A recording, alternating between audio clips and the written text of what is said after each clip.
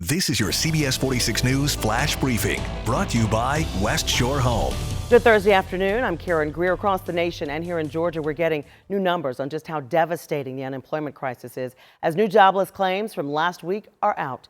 2.4 million people filed for unemployment. That's now 39 million filing over roughly a 90-day period, nearly the entire population of the state of California. The unemployment rate now sits at 17.2%. Georgia's unemployment numbers, which had already jumped to 4.6% in March, jumped to a record high of 11.9% in April. That's the largest month-to-month spike on record. Now to the latest coronavirus numbers for our state. More than 400,000 Georgians have been tested, with 40,000 of them testing positive, and more than 1,700 people have lost their lives from the virus. Some brand new research this morning indicates if the U.S. had acted faster with social distancing policies, thousands of COVID-19 deaths could have been prevented. The first U.S. cases were reported at the end of January, but the government didn't urge people to avoid large groups until mid-March. Our estimates are that a majority of deaths would have been prevented. Just over 50% of them would have been reduced for the total numbers that we see by May 3rd if we had acted just a week earlier.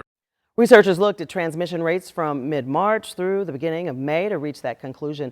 They say their study highlights the importance of early intervention, and that's why local leaders should respond quickly if they detect a growth in new cases. A positive sign that Georgia may be winning the fight against the coronavirus. Georgia emergency officials say they're evaluating whether to close the makeshift hospital at the Georgia World Congress Center. That facility was just constructed last month to help house overflow coronavirus patients. And tomorrow, Vice President Mike Pence, who was heading up the coronavirus task force, will be here in Atlanta. He's going to meet with Governor Kemp to discuss Georgia's reopening. The vice president's also scheduled to meet with restaurant leaders to discuss dine-in safety changes. In Cobb County, shocking new accusations against a controversial Metro Atlanta business. A lawsuit claims Sterigenics and its subcontractor poisoned employees, leading to cancer and death.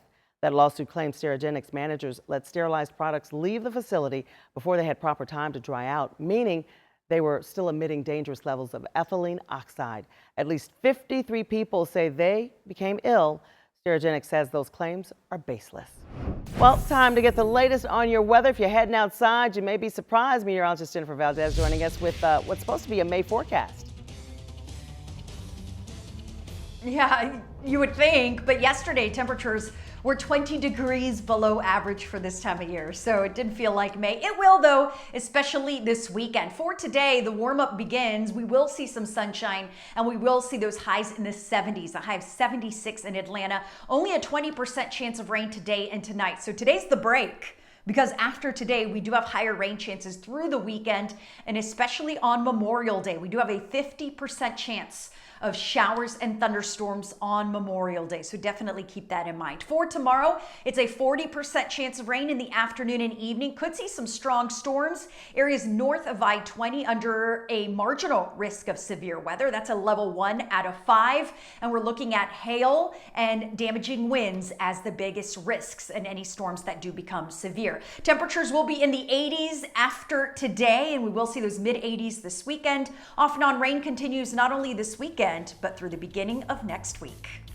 This has been your personal flash briefing from CBS 46 News, brought to you by West Shore Home, Atlanta's one-day bath